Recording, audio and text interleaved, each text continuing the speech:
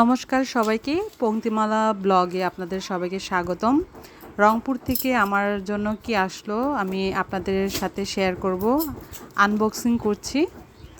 প্রথমে আমি হাত দিয়ে ছিঁড়ার জন্য বক্সটা অনেক ট্রাই করলাম, কিন্তু পাচ্ছিলাম না। পরে আমি সিজারের সাহায্য নিয়েছি। প্যাকেটটা এমনভাবে করা হয়েছে যাতে ভিতরে জিনিসটা যেন না নষ্ট হয়।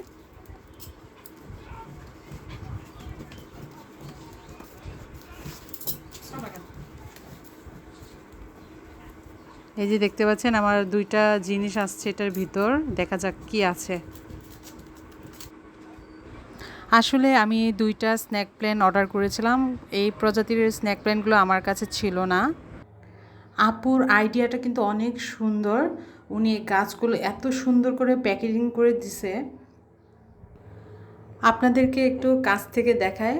দেখুন, গাছের গোড়ায় টিস্যু ছিল, যাতে করে গাছের মাটিগুলো যেন না সরে যায়, পড়ে না যায়। আর টিস্যুগুলো কিন্তু ভিজা ছিল, গাছ যেন না মরে, এই জন্য মানে পানি ছিল টিস্যুর ভিতর। আইডিটা কিন্তু অনেক সুন্দর। আমার দুইটা গাছই অনেক সুন্দর করে আসছে। আমি আরেকটা গাছটাও আপনাদেরকে খুলে দেখাচ্ছি। আমার স্ন্যাক প্ল্যান্টগুলো দেখে খুব ভালো লাগলো, কারণ যারা গাছপ্রেমী তারা জানে যে গাছ মরে গেলে কেমন লাগে, অনেক কষ্ট লাগে। দুইটা সুন্দরভাবে আসছে, আমি অনেক খুশি।